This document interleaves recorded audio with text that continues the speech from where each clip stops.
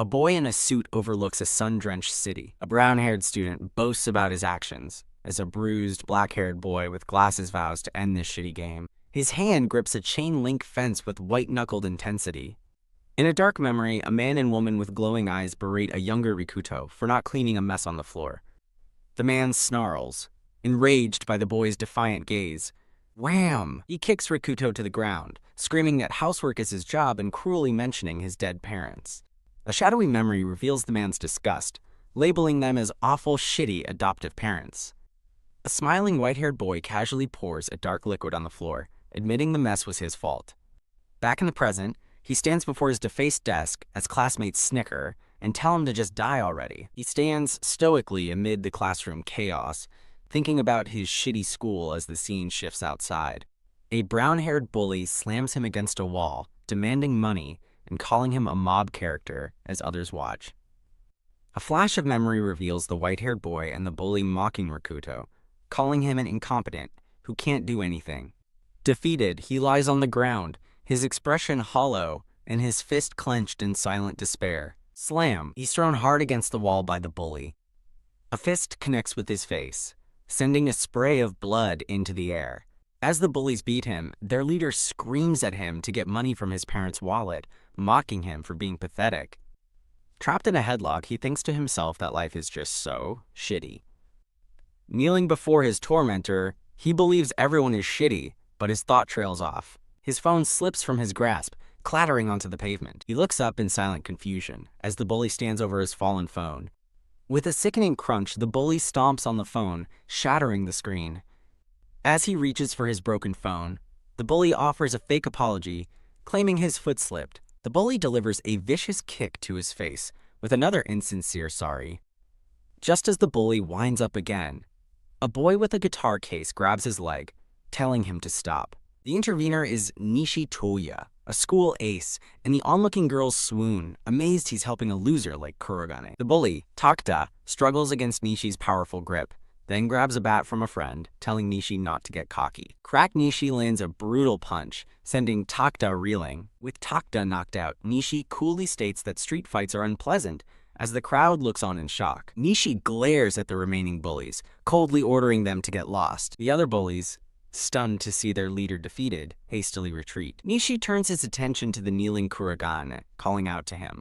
He crouches down, meeting the bruised and battered Kurogane's gaze. Nishi tells Kurogane that people treat him this way because he never fights back. Kurogane suddenly rises to his feet, startling Nishi with the abrupt movement. With a chilling smirk, Kurogane surprises Nishi, who asks what he knows, while Kurogane thinks, "Oh, brother." Nishi has a sudden realization, wondering if Kurogane took less damage by unconsciously dodging the attacks. Kurogane stands on the school roof, reflecting that this isn't like a movie. He walks toward the rooftop fence, his purpose clear. He looks out over the edge, his bruised face set with determination. Below, other students laugh and play, oblivious to his pain. He slumps against a wall, utterly alone and defeated. Lying on the ground, he looks at the sky and resigns himself, thinking it's all over. With a sudden surge of energy, he grips the chain-link fence. He begins to climb, his eyes fixed on the sky. Perched atop the fence, he decides to end this shitty game and leans forward to jump. A sudden crackle of blue lightning erupts around him. The world glitches into digital code as he stares in disbelief. His phone flashes with blinding light, causing the students below to cry out in alarm. The students look up in confusion and panic as the sky fills with an unnatural light. His phone vibrates with a sudden, powerful energy. He questions the strange lightning on such a nice day. He continues to sit perched atop the rooftop fence. What the hell was that, he wonders, as a scream echoes from below. Panicked, a student watches his phone glitch with binary code. A digital silhouette begins to rise from the phone's screen. The silhouette solidifies into a grotesque monster as students watch in terror. Grrr! The newly formed creature snarls menacingly. A vision of two massive dragons locked in combat flashes. Chaos erupts as monsters swarm the school, attacking everyone in sight. From his perch, he silently watches the bloody massacre unfold below. A goblin pins down a student who screams in pure terror. He watches impassively as the slaughter continues across the schoolyard. A screaming girl is cornered by a snarling goblin. As a dying student calls for his mother, he simply looks on. The school becomes a gruesome battlefield of monsters and corpses. Hordes of monsters have appeared worldwide, destroying society instantly. The relentless and brutal slaughter continues everywhere. Silhouettes of him, Nishi, and other students stand together. A stark revelation. The monsters were born from people's smartphones. The survivors would come to call this the Day of Judgment. Kurogan sits on the fence, a silent observer to the apocalypse. He watches as the monsters kill people one after another. The thought hangs in the air. It all happened too abruptly. A faint, almost imperceptible smile appears on his face. He gazes down upon the pandemonium, listening to their screams for help.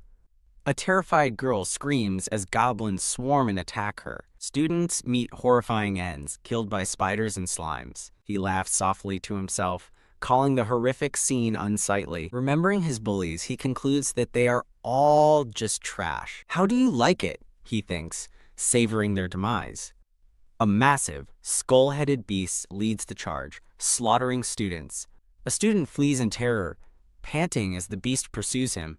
The beast's axe finds its mark as Kurogan watches in silence. Overwhelmed by the horror, he clutches his head and curses. He desperately questions reality, wishing for this nightmare to end. A memory surfaces of him standing alone before his tormentors. The smug, smiling face of the white-haired boy fills his mind. His expression hardens with a cold and grim resolve. He trembles, clenching his fist as he stammers, "But." Overwhelmed by memory and reality, tears stream down his face. A brutal memory of a student's death flashes through his mind. "No more," he pleads, desperate to wake from the dream. Smash A nearby door is violently kicked open. He turns to see a lone goblin emerging from the shadows. The goblin steps into the light, holding a girl's severed head. He stares in shock, wondering if this is all just a dream. Wrong. The goblin is real, and it's right in front of him. The goblin stands triumphantly on the roof, displaying its gruesome trophy. As it leaps to attack, he's forced to accept this is all reality. He screams in terror as the goblin raises its bloody weapon to strike. He desperately scrambles backward, falling away from the monster's lunge. He crashes to the ground, stunned and vulnerable. He lies panting on the rooftop, completely exhausted and defeated. Paralyzed by fear, he admits to himself, "I'm scared." Faced with the dangling severed head, he finally understands. This is death. An inner voice reminds him he was planning to die moments ago anyway. The voice taunts him, asking if this wasn't the end he wanted for his shitty game. He says nothing, his eyes locking onto a discarded metal pipe. A faint, chilling smile crosses his lips as he thinks that his death changes nothing. Resigned, he slumps against a wall as the goblin leaps in for the kill. Visions of the apocalypse flash before his eyes. Brutal deaths by monsters, spiders, and goblins. A sudden will to live surges through him as he grabs the pipe, screaming that he doesn't want to die and blocking the attack. Grunting with effort, he holds back the shrieking goblin's blade. He realizes with horror how unsightly and pitiful real death is. Throb! A sharp pain pulses in his head as he struggles. Shoving the screaming goblin back, he thinks that no one in their right mind would want this. Throb! He screams, "No!" repeatedly, fueled by a desperate will to survive. Crack! The world seems to shatter as he screams that he doesn't want to die. "It's not like I wanted to die in the first place, you dumbass," he yells. As the goblin closes in, something inside him shatters with a defiant snap. A sharp sound cuts through the chaos under the red sky. In a stark, negative image, the pipe breaks under the force of their struggle. With a swift, brutal motion, he kicks the goblin directly in the groin. The monster collapses, dropping its prizes as he stands over it, clutching the broken pipe. He lets out a furious roar, raising the pipe high for a final blow. Smash! He brings the pipe down hard on the goblin's skull. Again and again, he relentlessly beats the fallen creature. His arm, dripping with the monster's blue blood, finally goes limp. He stands panting over the corpse. The fight finally over. The goblin's bludgeoned face is a grotesque sight. Overwhelmed, he covers his mouth, fighting back nausea. He leans over the rooftop edge and violently throws up. Exhausted and shaking, he lets out a primal scream of sheer terror and relief. He stands over his kill, screaming his anguish to the sky. He reflects that his life before this moment wasn't real, recalling his tormentors with cold clarity. Overcome with emotion, he finally admits that he truly doesn't want to die. His gaze sharpens with a new, hardened resolve. "Pull yourself together," he mutters, slumping against a wall in exhaustion. Gasp. He looks up as Nishi finds him, who cries out in relief that he's alive. Nishi says he was worried about Kuragane's head injury, and Kuragane recognizes him from the earlier confrontation. "Ooh," Kuragane grimaces, clutching his aching head. He staggers to his feet as Nishi warns him not to push himself. Looking over the railing, they both stare in horror as they see the entire city engulfed in flames. Kuragane turns his head, a confused and wary expression on his face. He sees a group of terrified students huddled together for safety. Among them are his former bullies, Takeda, Arata, and Tani, all paralyzed by fear.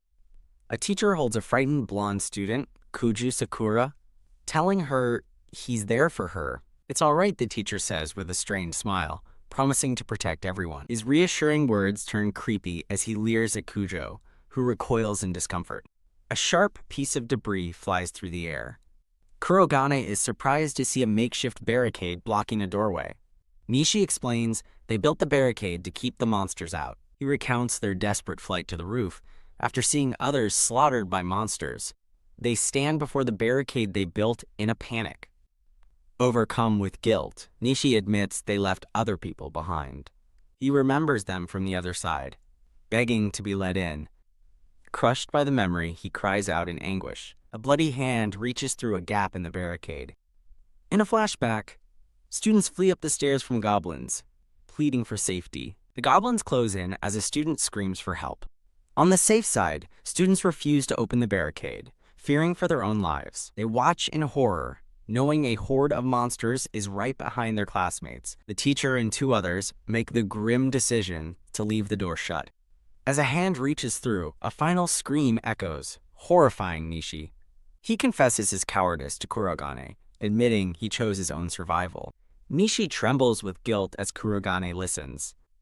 Kurogane tells the guilt-ridden Nishi that it wasn't his fault. Looking at the dead goblin, he says that everyone fights to survive. Nishi stares in disbelief, asking if Kurogane killed the monster. He laughs in awe, calling Kurogane's feat incredible. He admits he was too scared to even try fighting back. He clenches his fist, wishing he had the resolve to have saved the others.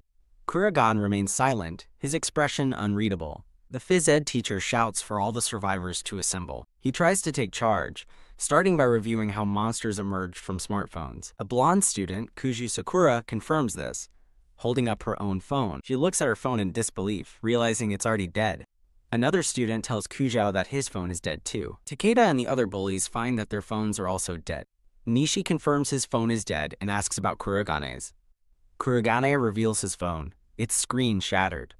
The teacher curses, realizing they can't call for help. Nishi asks Kurogane for his thoughts on the situation. Kurogane considers the connection between the monsters and the dead phones. He theorizes that the phones are drained because they spawn the monsters. He realizes no monster came from his phone, likely because it was broken. The teacher shouts impatiently that they need to maintain the status quo. He declares they will wait for the police, demanding everyone's compliance. Kurogane coldly responds, "You're joking." The teacher is stunned into silence by his defiance. Kurogane explains that the monsters have likely appeared everywhere, not just at school. The other students listen, a new wave of fear washing over them. He concludes that the entire world is probably facing the same apocalypse. Kujo and another student react with shock and despair. The teacher asks if they should move, and Kurogane confirms it's their only chance to live. Takeda confronts Kurogane, calling him a pathetic mob character giving orders. Takeda smirks, a thought of malice in his eyes. He grabs Kurogane's collar,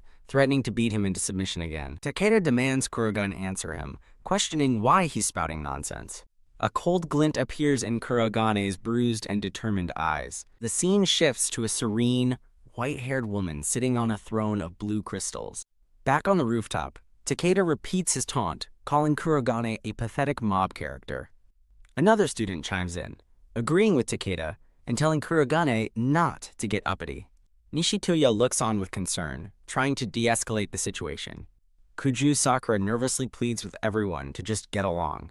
Takeda continues to taunt Kurogane, asking if he's too scared to speak. Kurogane's blank stare is internally compared to that of a chihuahua. Takeda breaks into a mocking laugh at the thought. "Huh!" Takeda screams in Kurogane's face, demanding a reaction. Kurogane finally speaks, coldly telling Takeda to stop bothering him. The other students watch the tense standoff with nervous anticipation. Enraged, Takeda screams and draws back his fist, threatening to strike Kurogane. Oinishi yells, desperately telling them to knock it off. With lightning speed, Kurogane catches Takeda's punch by the wrist. URK. In a swift motion, he twists Takeda's arm and forces him to the ground. Ga Kurogane brutally slams Takeda's face into the rooftop floor. Wah! Nishi stares in utter disbelief at Kurogane's sudden show of force. The other students look on, completely stunned by the unexpected turn of events. Takeda screams in agony, demanding Kurogane let him go. Kurogane calmly looks down at him and sighs, calling the situation absurd. Still pinning him, Kurogane wonders aloud why he was ever scared of a guy like this. From the ground, Takeda furiously threatens Kurogane, vowing he's dead meat.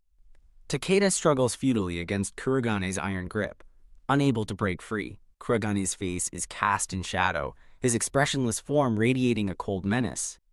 Takeda grunts in pain as Kurogane applies more pressure to his arm. Nishi rushes in, grabbing Kurogane from behind and yelling for him to stop.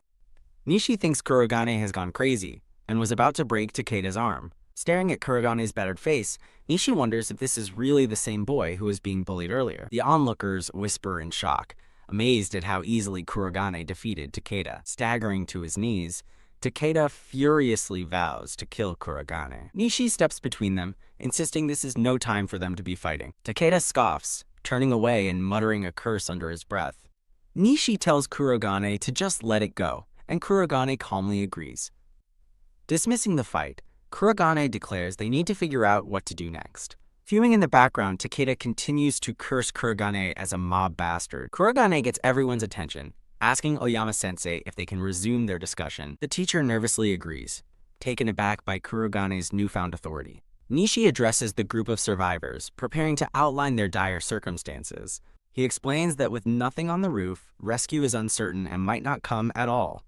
Nishi concludes they must secure a safe location, along with food and water. Kurogane quietly adds that they will also need weapons if possible. Kuju Sakura raises her hand, nervously asking if a safe location even exists. Kurogane states they must first scout the inside of the school to assess the danger. Saitu Shinjiro immediately objects, shouting that it's too dangerous with monsters around. He insists their only option is to stay put and wait for a rescue team. Oyama-sensei concedes Kurogane has a point, and Nishi agrees they should at least check the hallway. A girl expresses her fear, questioning who would willingly enter a monster's lair. The teacher points decisively, ordering Kurogane and Takeda to go scout the building. Kurogane stares blankly, processing the teacher's cowardly order. Takeda explodes in anger, refusing to be ordered around. Kurogane challenges Oyama-sensei to lead by example, but the teacher makes excuses to stay behind. As Takeda curses him out, Kurogane calmly picks up a metal pipe from the debris. The girls gasp in confusion at his sudden action. Wham! He smashes the makeshift barricade, clearing a path. Takeda stares in disbelief, muttering his mob insult again. Takeda asks if he's serious, and Kurogane coldly questions his surprise. Kurogane states that staying put is a death sentence, one way or another. Gripping the pipe, he declares with absolute certainty that he refuses to die. He concludes that moving is their only option as the girls watch with dawning realization. Kurogane stands ready by the broken barricade, waiting for the others' decision. A hand grabs a large bag. As an unseen person agrees, Kurogane is right. Nishi slings the bag onto his back, declaring he's going too, in hopes of finding survivors. The teacher panics, trying to stop Nishi while shirking any responsibility for his safety. The girls cry out for Nishi not to go, warning that it's too dangerous. Nishi calmly follows Kurogane, thinking to himself that the teacher is a hypocrite. Kurogane admits he's glad Nishi is coming, referring to the cowardly Takeda as a chihuahua. Takeda trembles in the background, a pathetic and fearful look on his face. Nishi smirks, covering his mouth as he agrees with the chihuahua assessment. Kurogane sobers up, warning Nishi that their chances of dying on this exploration are high. Nishi smiles, his eyes shadowed with grim determination, telling Kurogane they're the same. He reveals that he also doesn't want to die, because he has a reason he can't. In a brief flashback, a red-haired girl vows to survive, revealing Nishi's motivation. Kurogane responds with a dark, knowing smile. Nishi calls Kurogane dependable, but Kurogane retorts that Nishi is the one with a screw loose. Flustered, Nishi realizes he doesn't even know his new companion's name yet.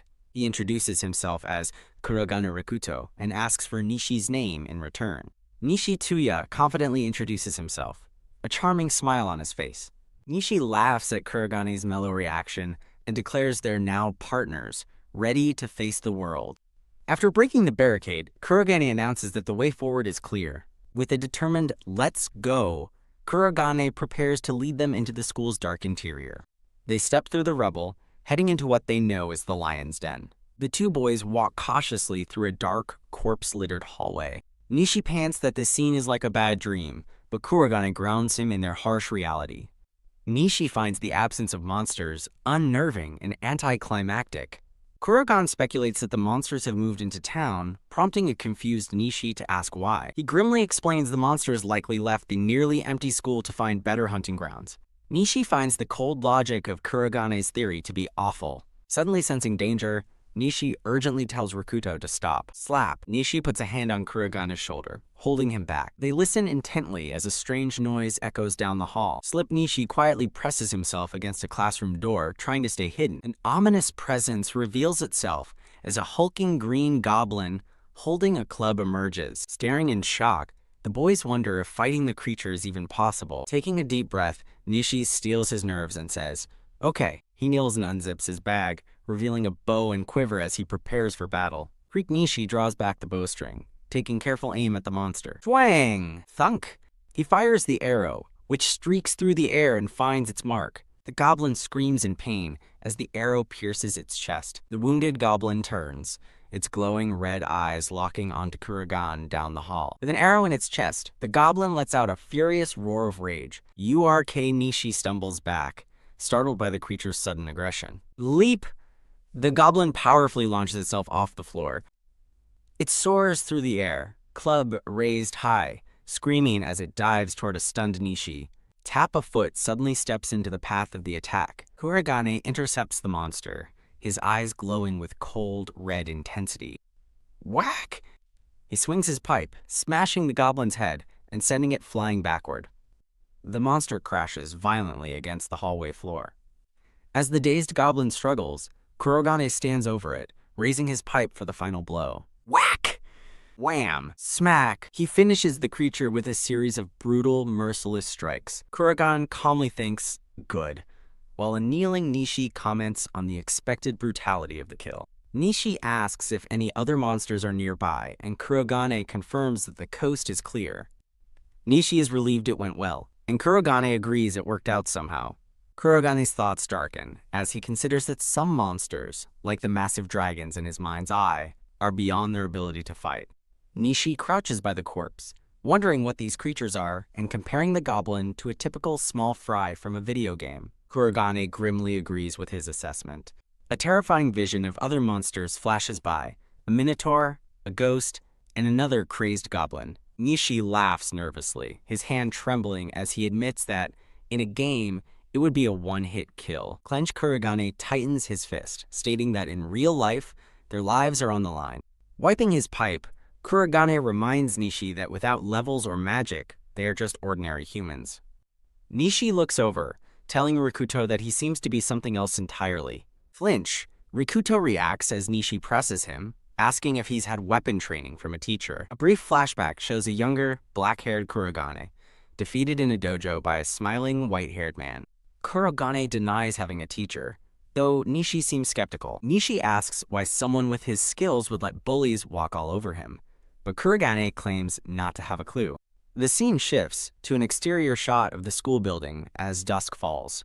Peeking from a doorway, the two boys survey a classroom that has been completely wrecked. They continue on, passing more dead bodies strewn across the silent hallway. As they walk, Nishi observes that it seems the goblin was the only monster on the 6th floor. Kurogane theorizes that the floor's lack of people made it a poor hunting ground, but warns monsters may be lurking below. Nishi agrees as they approach the stairs, realizing that the real challenge is about to begin. He pauses, stating that their primary goal is to assess the situation. Nishi clarifies they need to know what's in the school, how many monsters there are, and if escape is even possible before they can act. Kurogane agrees that information is key, but coldly warns Nishi that he will abandon him to survive if necessary, and expects the same in return. Nishi stares at his partner's back, silently processing the grim pact. Breaking the tension, Nishi laughs and agrees, saying there will be no hard feelings in an emergency. As Kurogane leads the way down the stairs, Nishi thinks to himself that his partner acts tough, but he watches Kurogane descend, a curious smile on his face. Nishi begins to say he likes guys like Kurogane, but a terrified shriek for help echoes from below, stopping them both in their tracks. Shudder! Kurogane's eyes widen as he reacts instantly to the cry for help. He bolts down the stairs as Nishi yells for him to wait. Nishi watches him go, realizing he can't be heard, and smiling as he thinks Kurogane is just the kind of person he imagined. As he runs, Kurogane pants, thinking how ironic it is for Nishi to talk of abandonment when he's the one least capable of giving up on others. A knowing smile crosses Nishi's face. Nishi chases after him, yelling that Kurogane is definitely going to need looking after. On the floor below, they find a massive, spiked club lying next to a severed goblin hand. A hulking, horned creature walks away down the hall, leaving a trail of slaughtered goblins in its wake. The silhouetted form of the powerful Oni lets out a low, menacing growl. Elsewhere, a trio of mysterious figures reacts to unseen events with frustration and despair. A girl cries, her thoughts consumed by the need to help. Identified as Tachibana Kotone, she trembles in fear. A desperate scream of "No!" echoes through the locker room. In the changing room, goblins assault female students who cry out for help. The horrific aftermath reveals the bodies of male students. A goblin pins a terrified blonde girl down. Hiding, Kotone thinks she must help Misaki, but is frozen with fear. She continues to tremble, trapped and helpless. The blonde girl, Misaki, desperately pleads with her attacker. Done. A goblin screams in agony as it's violently struck, followed by the sounds of wham and slash. Thunk! Unable to bear the sounds, Kotone clutches her head, wishing it was all a dream. Murmuring, Kotone whispers, "I'm sorry." Overwhelmed with guilt, she repeatedly apologizes in the darkness. She concludes her thought, lamenting that she can never do anything. The scene transitions to an exterior shot of the school during the day. A flashback shows Kotone watching helplessly as a boy is bullied. The bullies taunt their victim, calling him a mob and telling him to get up. Kotone's internal voice insists she has to stop them. Paralyzed by fear, she can only stammer, unable to intervene. A bully viciously kicks the boy as Kotone watches in horror. Scrunch, trembling, she can only apologize for her cowardice. Pat A hand rests on her shoulder, and a voice calls out her name. A boy named Saito-kun asks what's wrong and tugs her away to class. In a symbolic vision, the giant, defeated figure of the bullied boy watches her leave with Saito. The scene returns to the school at night. Squelch Kotone slowly begins to regain consciousness. Gasp! She awakens with a start, realizing she passed out inside a locker. Hiding in the locker, she worries about Misaki, questions a strange sound, and wonders how long she was unconscious. She reaches for her phone, lying on the floor nearby. The camera pans up, emphasizing her confined space. She sits up, alerted by a sudden change. She covers her mouth in terror, realizing the horrific sounds outside have stopped. An unnerving silence falls over the locker room. Huff! As she pants in fear, a bright blue light suddenly pierces the darkness. The locker door swings open to reveal goblins, and she screams in terror. The goblins loom over her hiding spot. Her eyes fall upon the horrific scene of her dead classmates, including Misaki. A leering goblin approaches as she stares in despair. Eek. The monster violently grabs her by the hair. The goblin growls, holding her captive as she pleads. A monstrous goblin drools with a predatory gaze. More monstrous silhouettes appear in the dark, growling. She chokes back a sob during the assault. The violation continues, her face streaked with tears. A tear falls from her eye as she utters a confused sound. Suddenly, a large, horned demon brutally smashes the goblin's head, saving her. The demonic figure lets out a deep, intimidating growl. Blood splatters across her face as she whimpers in shock and fear. The horned demon stands surrounded by snarling goblins. With a roar, the demon swings its massive spiky club. Wham! He pulverizes the monsters in a brutal, chaotic flurry. Kotone trembles on the floor, surrounded by carnage. The demon pants from heavy exhaustion, its eyes glowing fiercely. Overwhelmed by terror, Kotone screams desperately for somebody to help her. Thump! Alerted by the scream, Kurogane and Nishi race up the stairs. The story pauses for a brief, quiet moment. From outside the school, a desperate scream echoes into the night. A hulking, orc-like monster grabs Tachibana Kotone, who pleads for it to let go. The monster callously drags a group of bound goblins behind it. Held firmly, Kotone begs her monstrous captor to spare her life.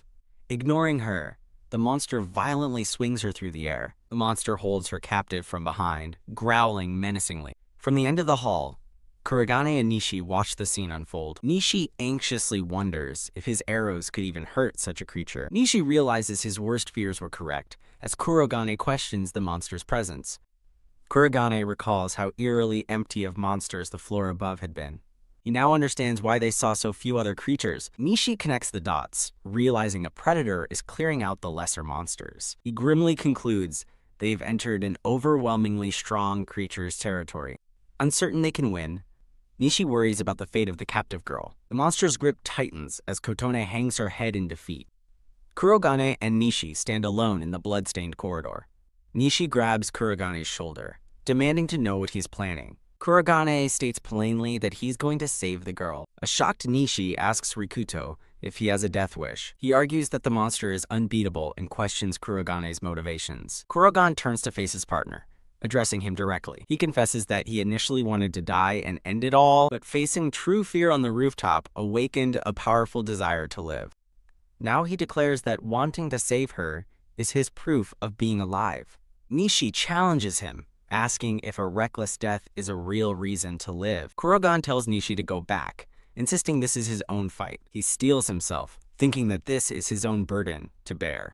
A mocking voice from his past calls him incompetent. The memory reminds him he has no family or friends. The voice insists he has no one on his side. It cruelly tells him he has nobody left at all. A white-haired boy named Serato tells him that he's already dead. Serato taunts him to act like the incompetent person he is. In the present, Kurogane apologizes to Serato, ready to defy that past. Kurogane walks forward alone, ready to face the monster. Nishi stops him, telling him to wait. He reveals to Rikuto that he has a younger sister who is not related by blood. Kurogane looks back, confused by the sudden confession. Nishi explains he can't afford to die, or his sister will be alone. He questions if he could protect his own sister if he runs away now. The thought of failing her terrifies him more than anything. Finding his resolve, Nishi declares they will save the girl together. Nishi asks if Kurogane is okay with doing something stupid for selfish reasons. Kurogane smirks, calling Nishi sick in the head too. Nishi flusters, defending his pride. Leaning against the wall, Nishi admits a direct fight is suicide and asks for a new plan. Kurogane offers a plan if Nishi agrees to fight with him. With a confident look, Kurogane tells his new partner to listen up. The scene shifts to an exterior view of the school building at night. Elsewhere, a girl with long brown hair slowly regains consciousness. Confused, she looks around, wondering where she is. She realizes she's bound by ropes and questions why she's tied up. Looking forward, she sees two tied-up goblins and gasps in realization. Her eyes widen in absolute terror at the scene before her. Tied to a stake over a fire, she screams as a red demon watches. Grrr, a hulking red demon with horns growls, holding a severed head. Meanwhile, Nishi and Kurogane sprint down a hallway, with Nishi urging him to hurry. Nishi calls out to Rikuto, who turns back and asks what's wrong. He yells that Kurogane is out of his mind, to which Kurogane coolly replies, "Maybe?" Now identified as Tachibana Kotone, she stares blankly ahead in despair. She watches a massive red demon sharpen its teeth, certain she will be devoured. Her thoughts drift to the charred remains of others, fearing the same fate. She rejects the horrific thought, not wanting to die that way. Tears stream down her face as she desperately pleads not to die. Suddenly, a swift, unseen attack slices through the air. Grrr! The demon turns, startled by the unexpected sound. It roars as it sees the post holding Kotone has been severed. Eep! Kotone yelps as the broken post begins to topple over. Her legs kick as she plummets toward the floor. Ah, thud!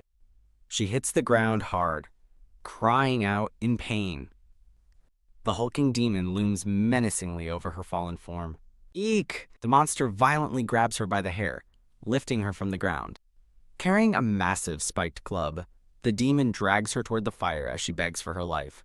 She pleads in terror as the monster holds her over the roaring flames. No! Her desperate scream fills the room as the fire licks at her. The demon pauses, hearing a noise from the doorway. Kurogane stands at the entrance, defiantly facing the monster. In disbelief, Kotone wonders if she's imagining her rescuer. She recognizes him, calling out Rikuto-kun as a blue aura surrounds him. Kurogan addresses the demon, then calmly tells Kotone to close her eyes. The enraged monster drops Kotone and turns its full attention to Kurogane. With a furious roar, the demon raises its massive club to attack. Gah! It swings the spiky weapon down, with brutal force. Kurogan quickly grabs a nearby fire extinguisher. Hiss! He unleashes a blinding cloud directly into the demon's face. Go-ah! Monster roars in pain, temporarily stunned and blinded. Kurogane tosses the empty extinguisher aside. He kneels beside Kotone, assuring her he'll cut her loose. As he works on the ropes, Kotone sadly thinks he wouldn't remember her. Ugh. He struggles to saw through the thick, unnatural rope. Realizing the rope is uncuttable, he wonders what it's made of. Deciding there's no other choice, he declares it's time for Plan B and lifts her onto his shoulder. A desperate scream for Nishi echoes through the school.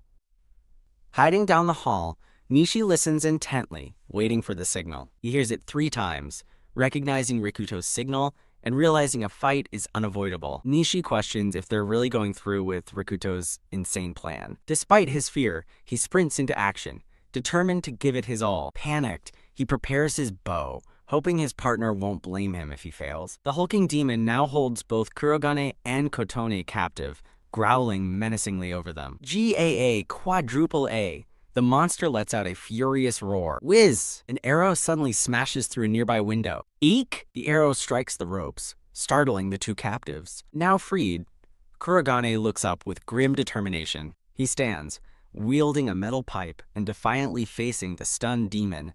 As the demon swings its club, Kurogane knows a single mistake means death and prepares his only option. Kotone watches in horror, crying out Rikuto's name. Kurogane raises the pipe, preparing to parry the deadly blow. Clang! The improvised weapon meets the massive spiked club. He grits his teeth, focusing all his strength into the parry. Grr, R, R, R. With a surge of effort, he successfully deflects the monster's powerful attack. The demon's club smashes into the floor, narrowly missing its target. Grr! The demon snarls, shocked that its attack was diverted. Smirking, Kurogane recalls a forgotten kendo technique, thankful his muscle memory remains. He readies himself as the demon prepares to strike again. Goga quadruple A. The demon brings its club down in another furious swing. Kurogane moves to intercept the attack once more. He recalls the technique is about shifting the vector of an opponent's attack, not meeting it head-on. Sparks fly as he skillfully redirects the massive weapon. The technique allows him to make the attack miss with minimal force. He turns the parry into an attack, smashing the pipe into the demon's foot. The demon howls in pain, realizing it's facing a skilled fighter using modern kendo. Kurogane's thoughts drift to a memory of his father. He remembers the lessons he was taught, vowing he hasn't forgotten. A flashback shows his father gently patting his head during kendo practice. In the present, he silently thanks his father for the training. He realizes the monster has brute strength but no actual fighting technique. The demon huffs, steam rising from its nostrils in pure rage. Goa quadruple A. It launches another wild sweeping attack. Kurogane braces himself, preparing to deflect the predictable blow. He successfully parries another powerful swing from the raging beast. He blocks the attack, catching the demon off balance. Ga. Using the opening, Kurogane lands a solid blow to the demon's side. The monster stumbles back as Kurogane readies his next move. As the demon charges again, he notes its attacks are just monotonous swings without any strategy. He calmly prepares to counter the brute's telegraphed attack. Gah! He lands a clean hit on the demon's head. Gogyaaa triple A. The monster staggers back, roaring in pain and confusion. Kotone watches in awe, thinking Rikuto is incredible but sensing something is wrong. She notices he's struggling to catch his breath. Kurogane feels his body tiring and his grip on the pipe weakening. The demon realizes its attacks are useless, as its opponent is simply tough and reflexive. Kurogane faces the growling demon, concluding that a direct frontal assault is impossible. Kurogane taunts the red demon, luring it toward him. The horned demon's eyes glow red with rage. Turning its back on Kotone, the monster starts to pursue the new threat. A sudden blur of motion fills the classroom. Eek! The monster snatches Kotone, still tied to the post. Kurogane watches in horror, realizing his plan has backfired. Goa! The demon charges forward, using the girl as a weapon. Crash! An explosive impact shatters the school's exterior windows. Debris flies as a powerful force bursts from the classroom. Kurogane narrowly dodges as the monster smashes through the wall after him. Gah! The demon roars, continuing its relentless chase down the hall. Carried by the beast, Kotone recognizes her rescuer, Rikuto. This scene flashes back to a sunny day at a playground. In the memory, two boys bully a crying young Kotone. A young Rikuto suddenly appears, telling them to stop. He stands up for Kotone, confronting the bullies for their cruelty. Back in the present, Kotone cries, weighed down by regret. Elsewhere, Nishi waits with his bow drawn, announcing the target's approach. Nishi watches Rikuto's evasive maneuvers, impressed, but worried he's reaching his limit. He urges his partner to hold on for just 10 more meters.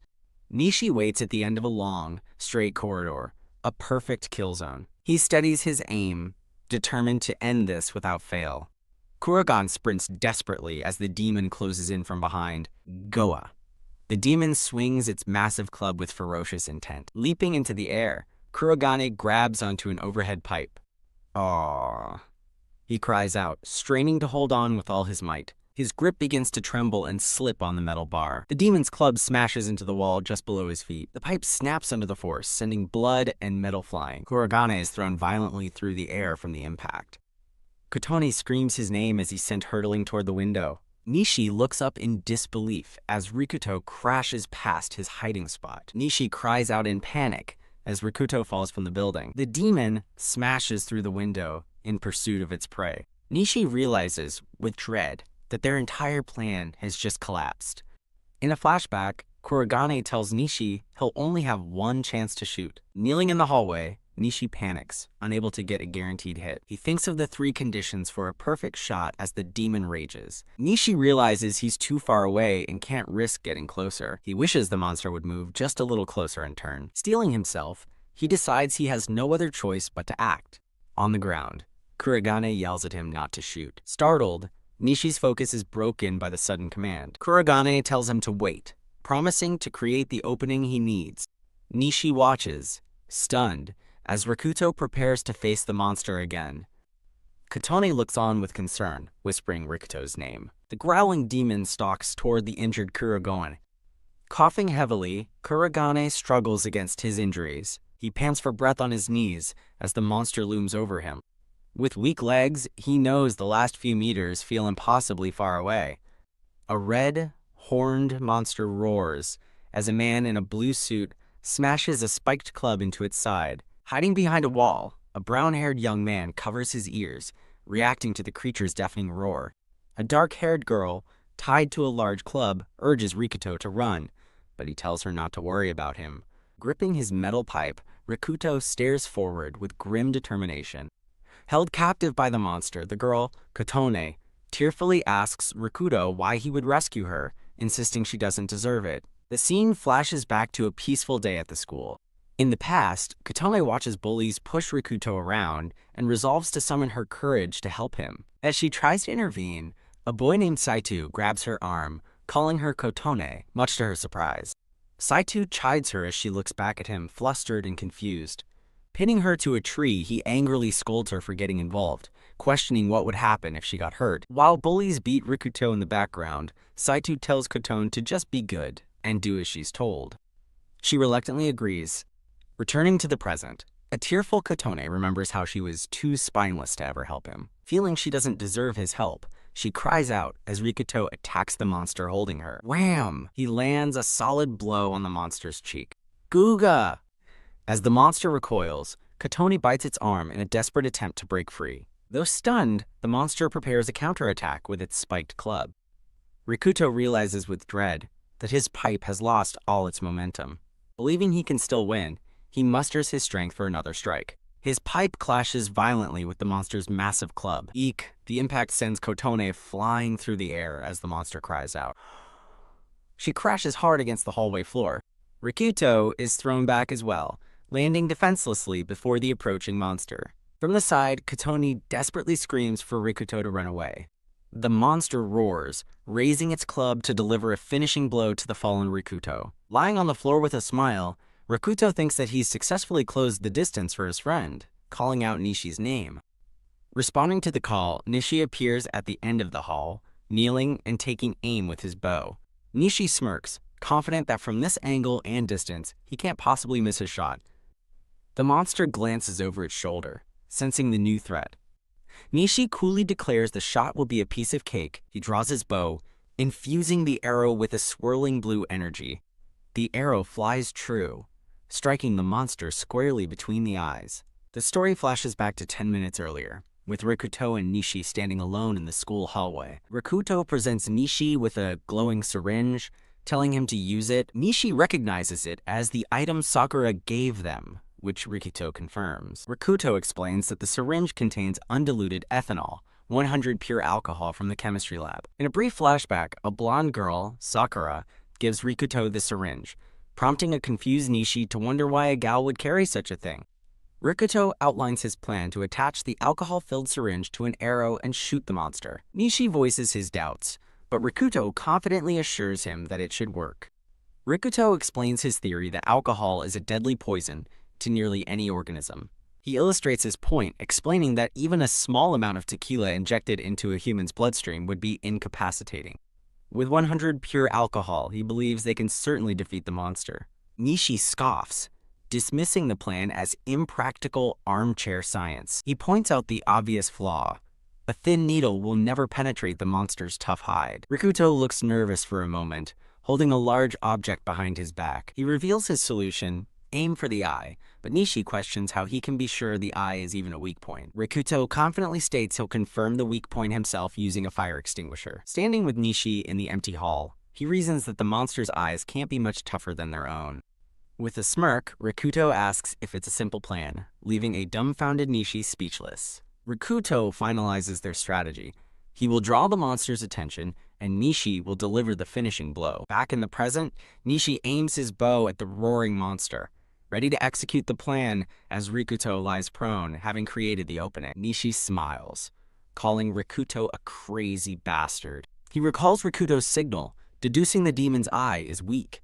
As the arrow hits its mark, Nishi thinks the simple plan was hard to execute. He takes aim, confidently declaring his perfect shot worth 10 points. Grr, the horned demon growls, clutching the arrow in its eye. Nishi looks down at Rikuto on the floor, who nonchalantly comments on the result. Watching from a distance, Kotoni thinks their teamwork is incredible. The demon stumbles back, blinded and disoriented from the poisoned arrow. Rikuto watches its pained movements, noting the poison is taking effect. Goa. Suddenly, the demon roars and lunges furiously toward Rikuto. Monster brings its massive serrated weapon down with brutal force. Nishi screams Rikuto's name, realizing the deadly poison isn't an instant kill. The demon unleashes a powerful punch, shattering the air itself. The impact blows a massive hole in the school's exterior wall. Wheeze! The demon pants in the wreckage as a stunned Rikuto looks on. Goa, enraged, the monster charges at Rikuto through the hall. Ra-ah! Rikuto screams as the demon brutally tackles him. Ga. A powerful blow sends Rikuto flying back in agony. The demon grabs Rikuto, holding him up against the broken window frame. Urgh. It tightens its grip, growling with murderous intent. Pinned against the monster, Rikuto struggles to push just a bit further. A dark, menacing aura radiates from the demon's glowing red eye. Rikuto stares in terror at the overwhelming power before him. As Nishi yells his name, the demon is suddenly struck by an unseen attack. 3 bright red slash marks appear, carving through the air. The powerful impact sends both Rikuto and the demon crashing backward. Ga! The monster roars as it's thrown violently off balance. Blood splatters as Rikuto pants, realizing they survived by the skin of their teeth. Nishi rushes over to help the exhausted Rikuto off the ground. The massive red demon lies defeated amidst a pile of rubble. Katone stares in awe and relief at the two exhausted boys. Overcome with emotion, she tearfully expresses her gratitude. As they rest, Nishi asks Rikuto what's on his mind. Nishi calls the plan stupidly crazy, but Rikuto retorts that he's one to talk. Nishi asks Rikuto if he wasn't worried that the crucial arrow shot might miss. Rikuto smiles, confidently asking how a national tournament's first-place archer could miss, shocking Nishi. Calling him out of his mind, Nishi sits with his friends in the aftermath. The three survivors rest together in the quiet, sunlit hallway. Nishi announces that he has finally managed to cut through her bindings. He reassures the terrified Kotone that she's okay now and asks if she can stand. Oh, Nishi is surprised as Kotone suddenly gets up and moves past him. She throws her arms around Rikuto, embracing him tightly. Leaning on him, Kotone tearfully thanks Rikuto for truly saving her. Nashi watches, asking what's going on and teasingly calling Rikuto a punk. He smirks, realizing Rikuto would risk his life for his girlfriend, which flusters Kotone. Nishi compliments Rikuto on dating a beauty, while Kotone frantically denies they have that kind of relationship. Turning to Rikuto, Kotone nervously prepares to ask him a question. He bluntly asks who she is, leaving her and a shocked Nishi speechless. Nishi protests that his coldness is too much, but Rikuto insists he really doesn't know her. Kotone sadly accepts that he wouldn't remember her after such a long time. Kotone introduces herself as Tachibana Kotone, his old elementary school friend. She asks if he remembers their close friendship and nicknames, Riku-chan and Koto-chan. In a flashback, a young Rikuto defends a crying Kotone from a white-haired bully. The memory shows Rikuto pushing the bully away from the terrified Kotone. He knocks the bully down, while Kotone watches in shock. Young Rikuto looks back, bruised but resolute. The white-haired bully lies on the ground, looking up in fear. A horrifying memory surfaces of a young Rikuto crying over a covered body in the rain, a narration asking if one can believe a part was missing.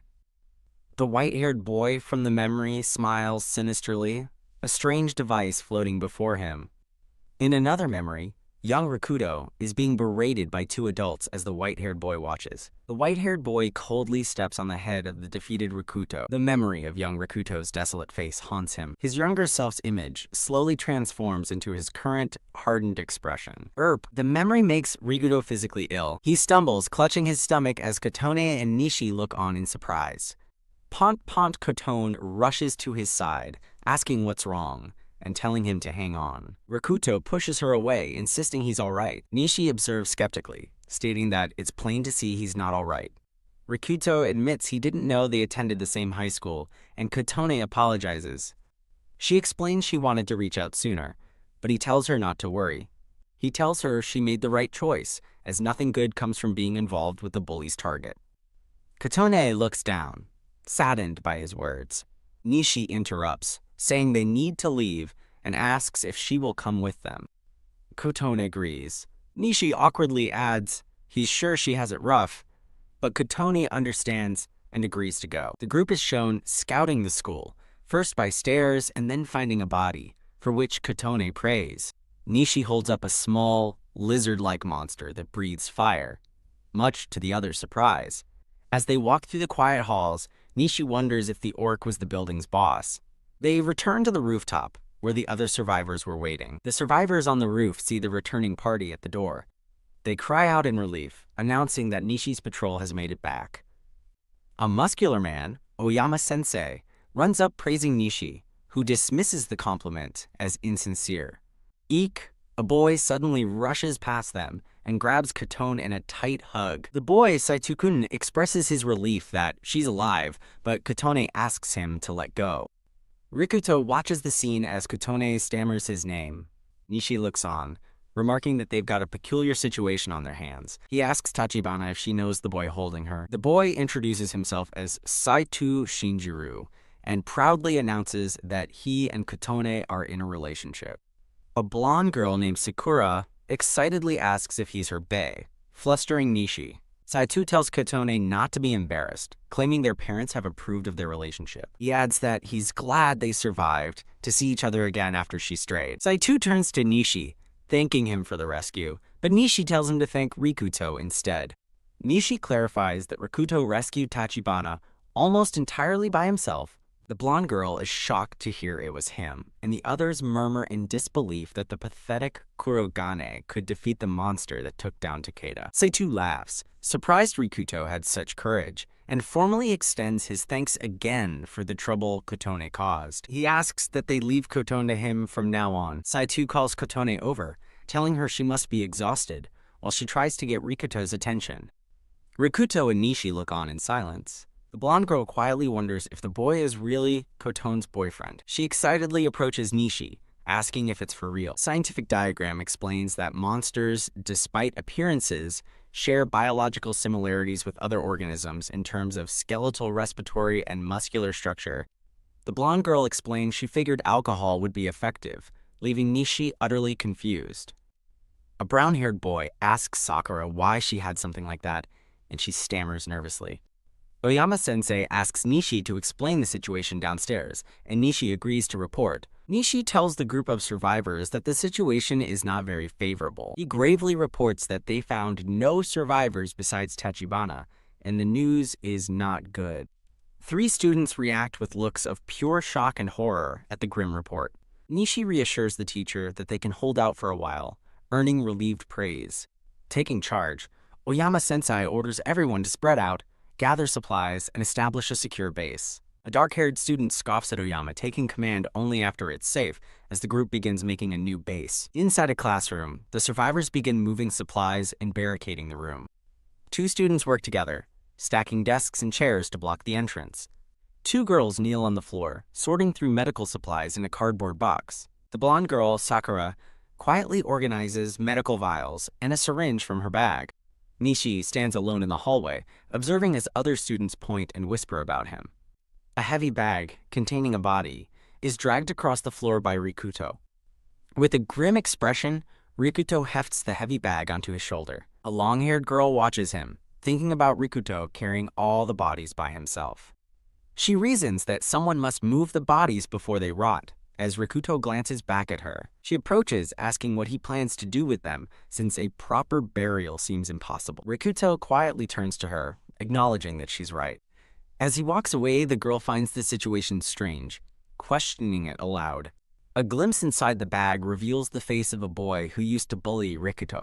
Rikuto recalls his past torment, remembering the bullies, the indifferent teachers, and his dark wish for them all to die. But now, faced with their deaths, he feels no satisfaction, only a terrible emptiness. Believing he'll never laugh again, he wonders if this is some kind of divine punishment.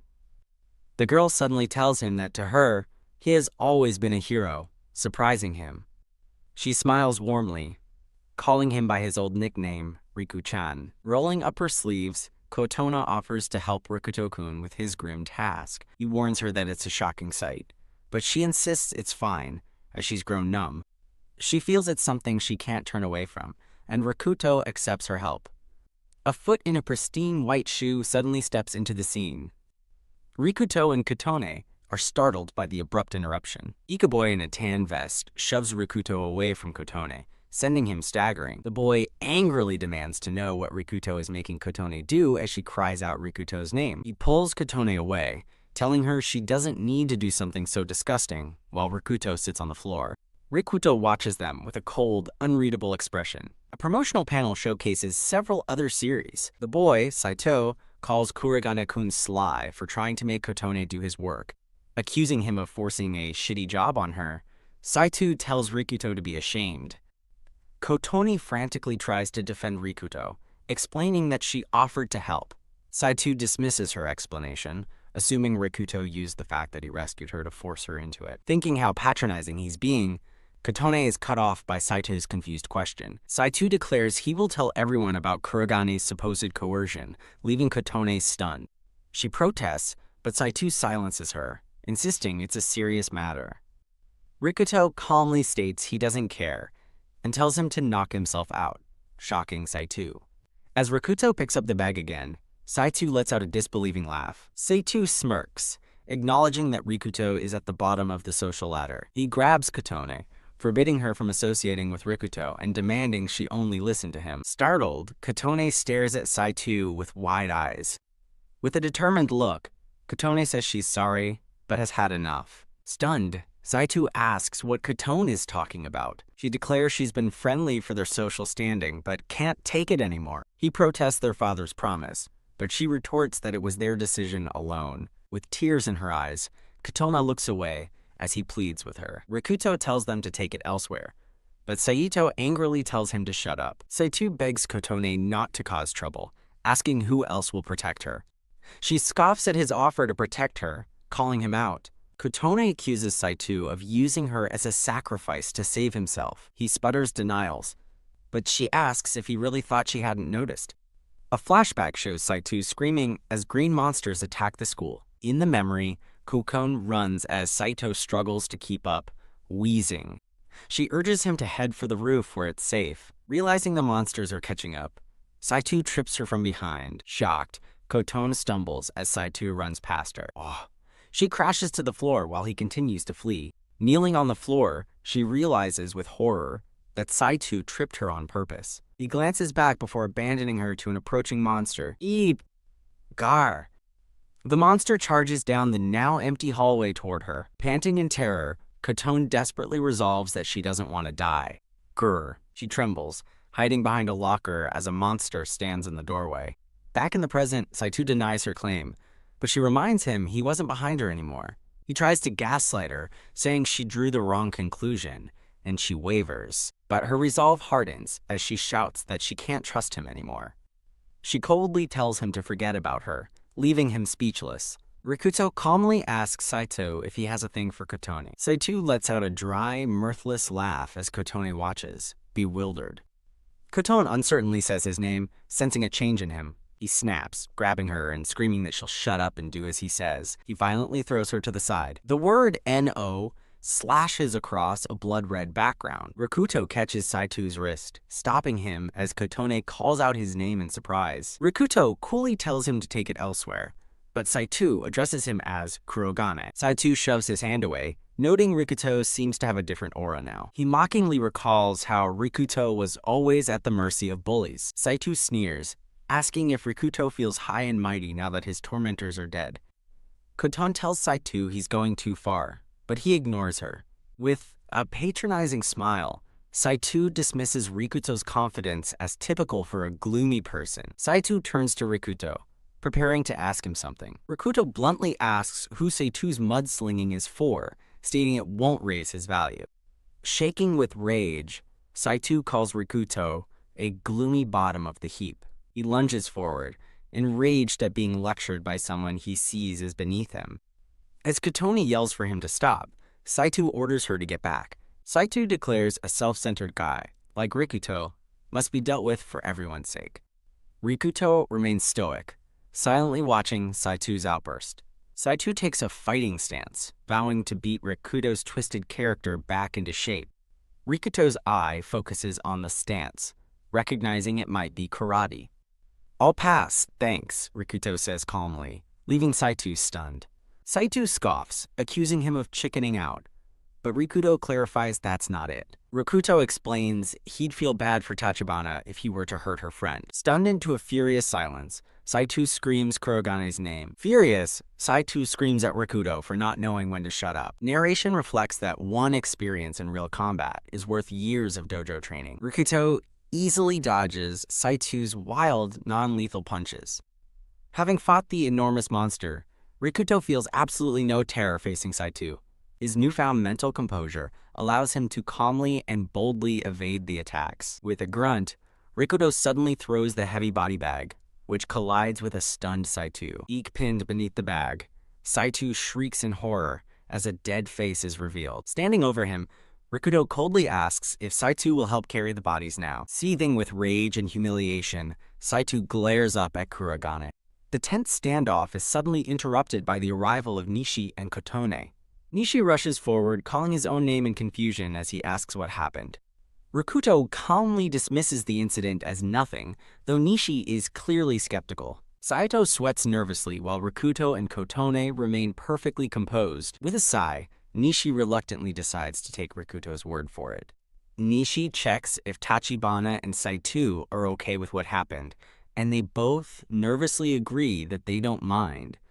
As they walk away, Saito insists there's no problem, but Nishi remains thoughtful. Nishi internally profiles Saito Shinjiro as an exceptional student who has never faced a real setback. Nishi asks why Rikuto is there, and Rikuto explains that he came to help now that things have settled down below. Nishi thanks him for handling the grim work, but Rikuto deflects, calling Nishi Mr. Archery Ace and saying everyone feels safer with him around. Rikuto remains silent and stoic after his surprisingly diplomatic comment. Kotone playfully rates his flattery as a 10, causing an embarrassed Rikuto to tell her to cut it out. Rikuto, Kotone, and a flustered Nishi share a surprisingly lighthearted moment together. Rikuto gets back to business, suggesting they move the last of the bodies to the roof and then regroup to discuss their next steps. Kotone agrees with a smile as the sky outside transitions to night, a blood-red moon hanging in the dark. The school building stands dark and silent against the twilight sky. Inside a classroom, the survivors are settled on mats for the night, trying to rest. 3 boys huddle around a flashlight, one of them eating rations. A student notes with relief that their collected supplies should allow them to hold out for a while. Uyama-sensei loudly boasts about being a model educator, while a girl nearby thinks about how annoying he is. Nishi sits with Kotone, admitting he has no appetite. They both watch Rikuto, who is eating without hesitation, and Nishi is amazed he has an appetite. Rikuto bluntly tells them they'll die if they don't eat, a truth Nishi can't argue with. Kotone suddenly shouts, "Damn it!" in frustration, startling both Rikuto and Nishi. Kujo Sakura is seen trying to use her phone, annoyed that it won't work. Nishi and Rikuto approach her as Nishi asks what's wrong. Sakura shows Nishi a disposable charger she found, explaining she thought it would work. A close-up reveals her phone isn't charging at all, despite being connected. Nashi wonders if the charger was used, but Sakura clarifies that it was brand new. They conclude that the smartphones from which monsters emerged are now fundamentally broken. Sakura flops onto her mat, dejected that she can't get online to find information. She wails about needing the internet as Rikuto and Kotone watch her tantrum. Kotone questions if the internet would work with the power out, but Sakura explains the city has independent servers, a concept Nishi doesn't understand. Sakura wishes she had a smartphone that a monster hadn't come out of, giving Rikuto pause. Rikuto pulls out his own phone, its screen lighting up and catching Sakura's attention. He presents the device, explaining it's a smartphone that didn't spawn a monster. A flashback shows his phone being stomped on, as he explains it was already broken when the event started. Sakura points out that a broken phone kind of defeats the purpose of having one. Kotone holds up her own phone, laughing that it's useless too, and that they match. Rikuto explains that his is an old model from years ago, which surprises Nishi. Rikuto quietly muses that it might be fixable, and Sakura looks up with a glimmer of hope. Sakura excitedly realizes the phone might be fixable as Rikuto asks if she's sure. With a hopeful smile, Sakura sees a glimmer of hope as a golden light radiates around them. A promotional page showcases various other series and community announcements. As the camera pans over the school, a voice calls for everyone's attention. Nishi addresses the survivors, gravely stating their situation will worsen and food will last only 3 days. Rikuto examines their meager collection of weapons, noting that even a steel pipe would be an upgrade. Nishi sighs, bluntly admitting that they're all screwed. He explains Kujo's plan to repair Rikuto's phone by using parts from Tachibana's identical model. Nishi turns to Sakura and Kotone, seeking confirmation from Kuju. A flashback reveals Sakura's gal persona as other students wonder about her, and she nonchalantly agrees. Back in the present, Rikuto thanks someone named Takeda, surprising a student in the crowd. Sito scoffs at the idea of fixing a mob's phone, but Nishi calmly retorts they can use the internet.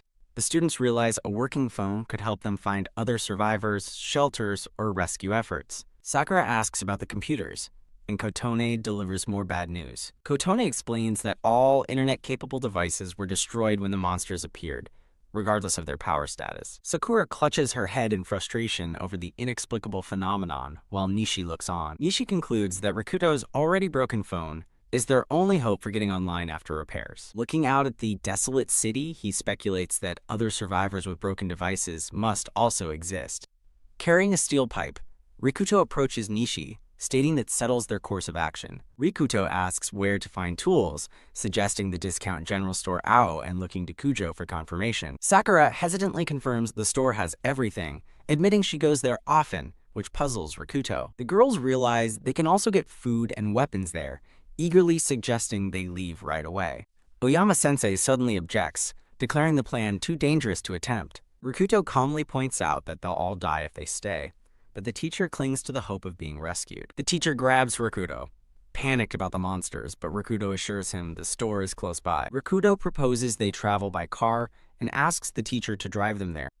Wah! The terrified teacher sputters in disbelief, asking if he means him. Rikuto confirms it's the only way, but the teacher frantically rejects the idea. He protests, asking who will protect the other students if he leaves. The teacher adamantly refuses to drive, claiming it's for everyone's own good.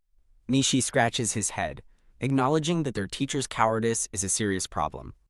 Kotone shocks everyone by standing up and boldly declaring that she will drive. She repeats her offer, stunning the group as Oyama-sensei calls out her name in disbelief. When Nishi questions her ability to drive without a license, she explains her grandfather has a farm. A flashback shows her confidently driving a farm truck, leading Nishi to call her a tomboy. Sato angrily erupts, telling Kotone to stay out of it. As Saito stares in disbelief, Rikuto calmly asks Kotone if she's sure about her decision. He warns her of the extreme danger, reminding her that even a car isn't completely safe. With desperate resolve, Kotone declares that she refuses to die passively. She states she's willing to take any slim chance at survival, and Rikuto watches her in silence. A small smile appears on Rikuto's face as he says he understands her resolve. He entrusts the mission to Tachibana, asking for her strength, which leaves her momentarily speechless. Consumed by jealousy, Saito glares at Rikuto and spits out his last name, Kurogane. Oyama-sensei slams his fist on a desk, shouting at the students. He furiously confronts them for making decisions without his authority, as Nishi looks on helplessly. The teacher roars that he's responsible for their safety and won't allow their reckless plan. Nishi's attempt to reason is cut short as the teacher yells for him to shut up. He belittles the students, ordering them to stop acting important and just obey him. The teacher declares that their only course of action is to wait safely inside the school. He insists they have enough food and water to wait for rescue for a week. The teacher spreads his arms, desperately asking why they can't see that waiting is best. Rikuto, pipe resting on his shoulder, calmly asks why the teacher can't see it's a bad move. As the teacher scolds him, Rikuto coldly asks where it's safe after everything they've seen. As a thought bubble questions the existence of a safe place, a blue slime drips from the ceiling. A glob of the mysterious blue substance splatters on the floor near a seated student. The student turns in shock as the blue slime surges toward him with a splash. Gyaya! The student's scream of terror echoes through the room, shocking Rikuto and the teacher. As the slime engulfs him, the student chokes out a call for help while others yell his name, Tani. Eek! A student shrieks in horror as Tani's hand desperately reaches out from the dissolving mass. While the teacher stumbles back in fear, Rikuto charges forward, pipe at the ready. Rikuto grimly realizes that common sense doesn't apply, and there is no longer a safe place in the world. Gurgle. Believing that waiting is a death sentence, Rikuto brings his pipe down on the slime monster. He smashes his pipe into the slime, causing a massive splash as the victim screams. With another ferocious swing, Rikuto strikes the creature again, splattering the blue goo. His pipe sinks into the slime, revealing that the physical attack is completely ineffective. Rikuto leaps back as the slime creature attacks, freeing a choking Tani in the process. Eek! The slime monster surges forward as other students scream, asking what the creature is. The half-dissolved Tani begs for help, while Rikuto stands resolute, ready to fight again. Rikuto shouts for him to hang on, promising he's working on a solution as he pulls at something. He grabs a large white sheet from a bundle and calls out to Nishi for assistance. Nishi confirms he's ready to help, as the slime continues its deadly assault on their classmate. Tani's body dissolves within the monster, revealing that the slime melts flesh but not synthetic clothing. Rikuto hurls the large white sheet, completely covering the slime monster. Nishi joins him in grabbing the sheet as Rikuto begins counting down from 1, 3. On his call, they both yank the sheet with all their might, pulling the slime off of Tani. Sakura and another student watch in disbelief. amazed that they pulled it off. Panting from the effort, Rikuto watches as the slime, now trapped in the sheet, lands on the floor. Staring at the writhing bundle, Rikuto curses under his breath. The thought reflects on game logic. Slimes resist physical attacks but are weak to magic. Rikuto urgently asks Nishi if they can make fire, but Nishi is stumped. Sakura appears with a jerry can, declaring she has fire, much to Nishi's surprise. Without hesitation, she douses the sheet-covered monster in flammable liquid. "I hope this works," Sakura yells as she throws a lit lighter toward the creature. Whoosh! The monster explodes in a massive, violent fireball. The slime evaporates, leaving only a scorch mark as Rikuto confirms fire is its weakness. A flustered Sakura wonders what she just did, but Rikuto smiles and tells her she was a big help. Nishi checks on Tani, grimly reporting that they were too late as another student cries his name in grief. Rikuto quietly absorbs the devastating news, his expression hardening as Sakura watches. The cowering teacher stammers, asking what just happened, and Rikuto turns to him with a dark look. As Rikuto says his name, Oyama-sensei flinches back, terrified by his cold gaze. The teacher nervously tells the other students that the monster could have wiped them all out. Rikuto confronts him, asking if he still wants to wait for a rescue that may never arrive. Defeated, the teacher collapses to his knees, panting heavily as Rikuto stands over him. The teacher finally relents, telling the students to do whatever they want. A piercing scream suddenly echoes from just outside the school building. Outside, Nishi fires his bow, landing a perfect headshot on a small, green goblin. Rikuto stands unfazed in the middle of the goblin horde, completely calm. With the battle over, Rikuto announces they're all dead, as Sakura looks on in awe. Nishi confirms the immediate area is clear of monsters and urges everyone to hurry. 2 black vans are shown parked and ready in the school's courtyard. Nishi points to a van and tosses the keys to Tachibana. Inside the van, Nishi is surprised to find it's a manual transmission and asks Tachibana if she can drive it. She confidently replies she's more familiar with manual, which amazes Nishi. Nishi nervously looks back at Sakura and Saito, questioning if he really has to go. Sakura insists he must, explaining he's the only one who knows which parts are needed to fix the smartphone. With a nervous laugh, a flustered Nishi agrees that she's right. As Sakura climbs into the van, she dramatically mourns her short life, prompting Rikuto to wonder what's in her bag. Rikuto turns his attention to a silent Saito. Saito declares he's obviously going along, claiming it's his job to protect Kotone. Nishi warns him not to cause trouble as he gets in, and Saito calmly reassures him.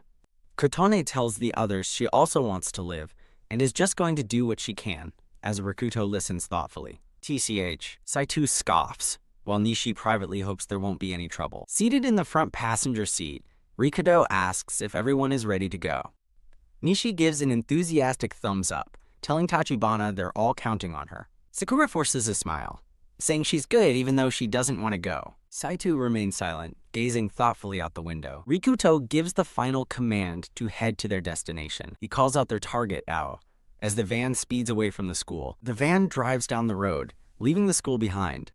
Oyama-sensei and the remaining students watch from a window as the teacher mutters that they're gone. A student reminds the teacher that Kurogane instructed them to burn the bodies on the roof. He angrily roars that he doesn't want to hear another word about Kurogane. Oyama-sensei furiously declares that he is the teacher and the one in charge, not Kurogane. He demands the terrified students obey only him, as small monsters are seen on the school grounds below. Elsewhere, the city streets are a graveyard, patrolled by flying creatures and growling, red-eyed wolf beasts. Snarl, the monstrous wolves stand over a fallen corpse. Roar!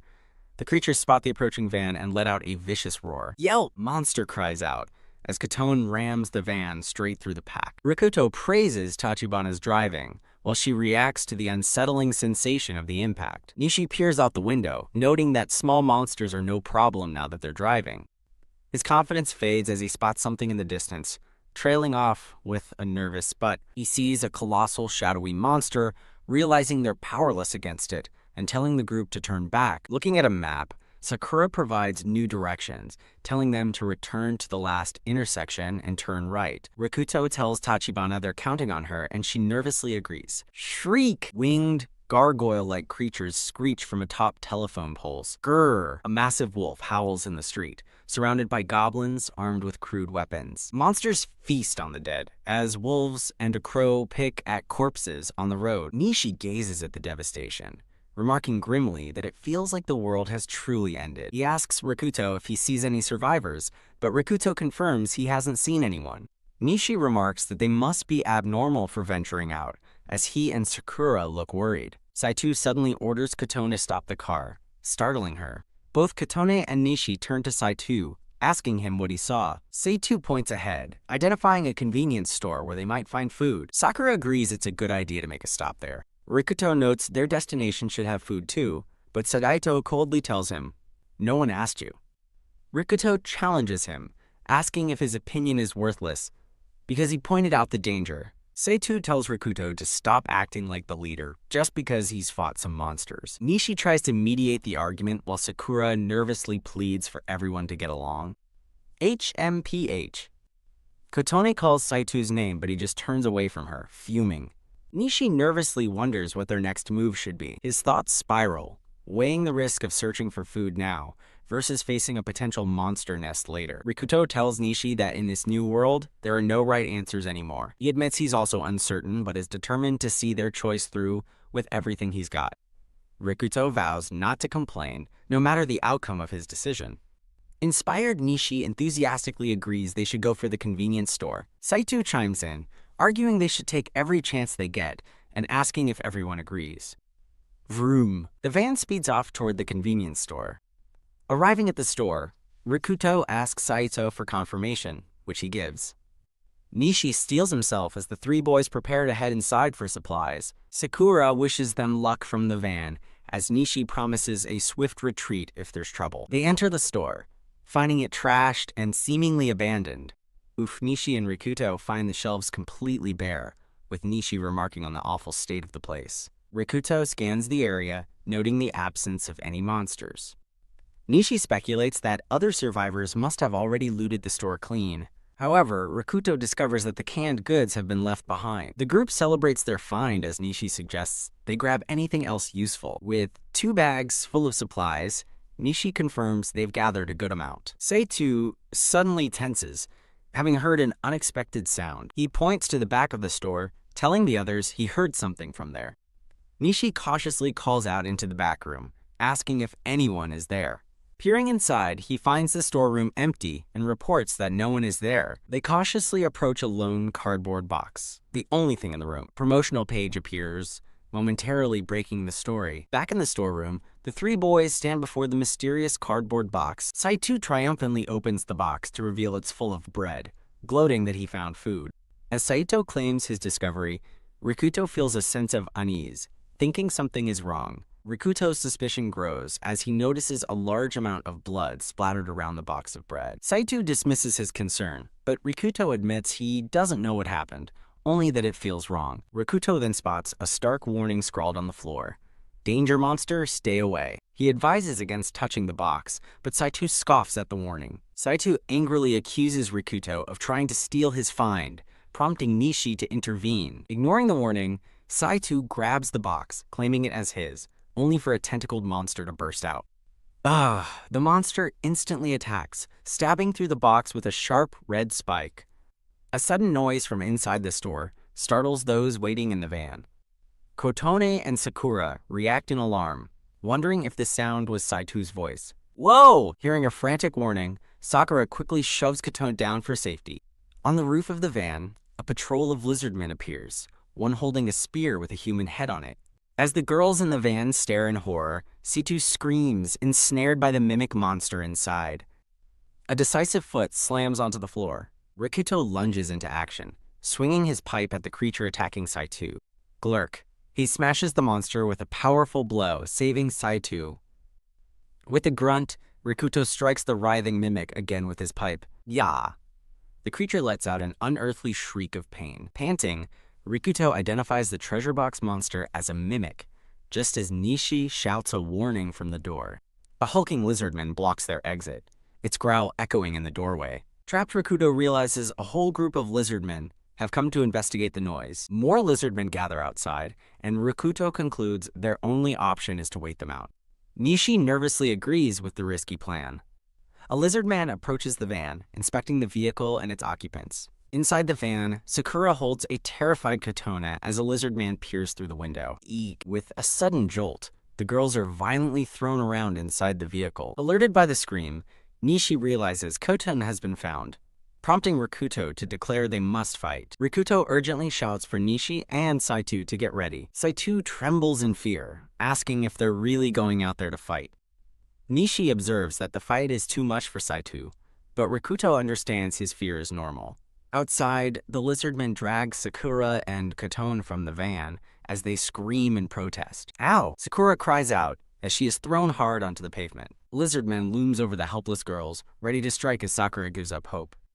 The monster lets out a shriek as it's violently struck from behind. Its head crushed, the lizardman falls, shocking its companion. A blood-splattered pipe is swung with force as Sakura cries out Rikuto's name in relief. JYA! Rikuto strikes another lizardman, yelling for Tachibana to protect Kuju and escape with Nishi if things go south. Surrounded by 3 more lizardmen, Rikuto braces for a difficult fight. Damn it! From the store's entrance, Nishi takes aim with his bow. He lets an arrow fly, striking one of the lizardmen. Nishi worries about his effectiveness as Rikuto, facing overwhelming odds, wonders if this is the end. A lizardman wielding a massive scythe leaps forward to attack Rikuto. Kael! Refusing to surrender, Rikuto barely manages to block the heavy blow with his pipe. Another lizardman rushes in from the side, thrusting its spear at the preoccupied Rikuto. Nigh gritting his teeth, Rikuto resolves not to fall here. The attacking monster is suddenly struck in the head by a thrown rock. What the? As the lizardman stumbles, Rikuto looks around in confusion. A blonde-haired boy appears on a nearby wall, celebrating his well-timed assist. He prepares another projectile, winding up for another throw. Take that! The boy unleashes a barrage of stones upon the monsters. The lizardmen flinch and recoil as they are pelted by the volley of rocks. Now! Seizing the opportunity, Nishi draws his bow for another shot. His arrow finds its mark, stunning another lizardman. A silver-haired boy rushes in, delivering a powerful punch to a monster's face. Gaiath!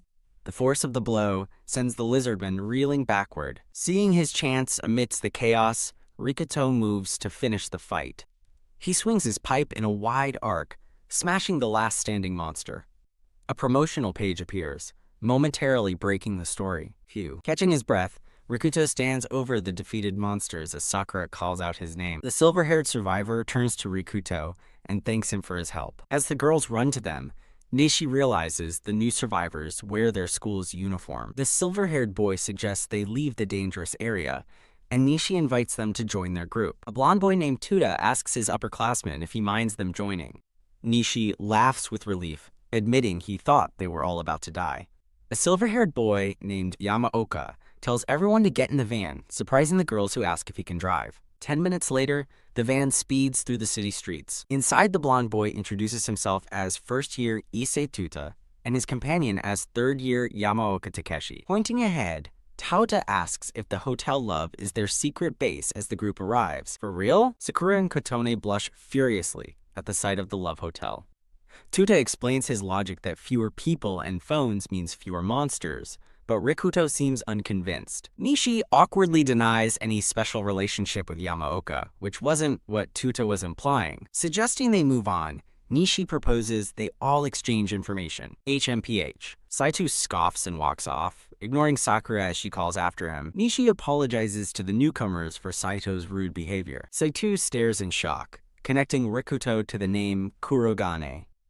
Tuta begins to explain that when the smartphone monsters attacked, he relied on his speed. He recalls being surrounded and saved at the last second by a powerful punch from Yamaoka. Tuta gratefully credits his senpai, Yamaoka, for both saving him and finding the hotel. Nishi recalls hearing of the third year, Yamaoka Takeshi before. Nishi remembers rumors that Yamaoka is an infamous and hardcore delinquent, the real deal. He thinks of the dark whispers surrounding Yamaoka, violence, yakuza ties, and even murder. However, watching him with Issei, Nishi decides the dark rumors must be groundless. Nishi explains they went on a supply run, because the hotel is surrounded by monsters. Tuta approaches Rikuto and Nishi, saying he has a question for them. Rikuto asks if they were the ones who wrote the danger monster warning, but they look confused. Rikuto quickly dismisses the question as the group looks on, puzzled. Looking at Nishi, Tuta asks if it was his group that left the warning. Nishi confirms they were heading to that store, much to Katone's interest. Tuta expresses his relief and gratitude upon hearing this. Nishi suggests they might be able to call for help, but Tuta admits the chances are slim. Rikuto asks the two newcomers for their plan, assuring them he won't force them to join. Sakura ponders the situation, thinking she was definitely forced into her own decision. Yamaoka declares he's going with them, surprising a stunned Tuta. He tells them they can wait at school, but Tuta passionately insists on following his senpai. Pumping his fist, Tuta declares he's a man and feels he needs to do something. Rikuto tells Nishi it was a good thing they stopped at the Combine, and Nishi agrees. Nishi observes the group, thinking that their plan to proceed is reckless. He fears that with so many monsters, going in without a plan is a death sentence. Yamaoka states that cautious trailblazing is a must to determine what's safe and what's not. He then points at a startled Sakura with a thumbs up, asking for her help. Nishi and Rikuto agree their previous haste was a mistake, and they don't want to die rushing in. Nishi offers himself as a soldier to be used as Yamaoka sees fit. Rikuto rallies the group, suggesting they start brainstorming their plan from here on out. From the hallway, Saito watches the others planning together, feeling isolated. The group made repeated scouting trips in the van. Inside the vehicle, they focused solely on securing a safe route to their destination. Though they encountered trouble, they work together to overcome the monster attacks. Several days later, they continue their journey through the city. Finally, Rikuto and Nishi stand outside the van, having reached their destination. Standing before a large shopping center, Nishi reflects that rushing would have made them monster food. Kotone and Sakura look up at the building, identified as AO, as Sakura remarks how long it's been. Yamaoka and Tuta stare up at the building in disbelief and shock. While Saito walks off with the HMPH, Rikuto tells everyone to stay alert, because the real challenge begins now. A promotional page appears, momentarily breaking the story. Squawk! On a school rooftop, a harpy attacks a student while others circle overhead. Someone holds their meager daily ration, half a piece of bread. Inside a classroom, a student despairs over how long they have to keep living like this. Two girls by a barricaded window worry about Sakura, having heard nothing since she left. A student named Enomoto nervously addresses a muscular man, Oyama-sensei, as he eats. She asks for a little more food, explaining their rations aren't enough for everyone. Whack! He slams his wooden sword down, shouting, "Forget it!" As she recoils in fear, Oyama angrily berates her for not understanding how precious food is and tells her to shut up. Two other students mutter bitterly about their teacher stuffing his face while they starve. A muscular, brown-haired boy scoffs that they won't last, claiming Kurigane's group is already monster food. The brown-haired girl is horrified by his cruelty, but he grabs her shoulder, addressing her as Inomoto. Leaning in, he crudely offers a special exception if she devotes herself to him. She angrily shoves him away, telling him not to joke as he snickers that he was lightening the mood. Watching from afar, a blonde boy and a brown-haired boy glare, cursing the bully, Oyama. Meanwhile, on the school rooftop, winged monsters swarm huddled students as narration describes the growing anxiety. The scene shifts to Rikuto's group, walking through a store aisle, with one boy noting the absence of monsters. Nishi suggests the quiet means a powerful monster is nearby, and a black-haired boy agrees. They stop at the end of an aisle, staring into the darkness as they realize they've found an FOE. Narration explains that areas with a powerful monster tend to have far fewer weaker ones. These powerful area bosses are called FOEs, an acronym from video games.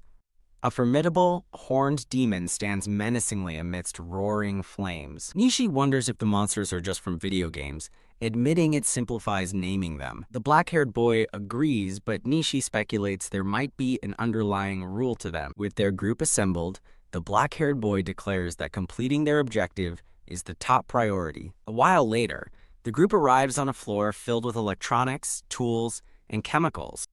A blonde girl with pigtails joyfully rides a shopping cart, declaring she's going to live there. A black-haired boy named Kurogan asks a blonde boy and a dark-haired girl to help Kuju, and they happily agree. Kurogane appoints Nishi and a black-haired boy in a vest as their bodyguards, and they accept the duty. Kurogane then tells the white-haired man that the two of them will patrol the area. The electronics aisle is shown, eerily quiet and still. Kuju excitedly discovers a small box on the shelf, exclaiming that it's in stock. She declares she'll modify something from a manual, leaving her two companions bewildered. Kujo confirms she's looking at blueprints, explaining that a phone's CPU is wrecked. She excitedly asks if the smell of soldering amps them up, leaving her friends confused by her personality. Watching from a distance, Nishi sighs in exasperation while his companion scoffs. As he patrols alone, Kurogane grips a pipe, noting how creepily quiet the area is. He pauses, sensing something just around the corner of a display. He discovers a cryptic note taped to a shelf about eliminating intruders. Realizing the handwriting matches a previous note, he's suddenly grabbed by a monstrous hand from below. Startled, he looks up as a giant stone creature looms over him, and a system alert detects a heat source. He assesses the enemy, identifying the humanoid stone monster as a golem.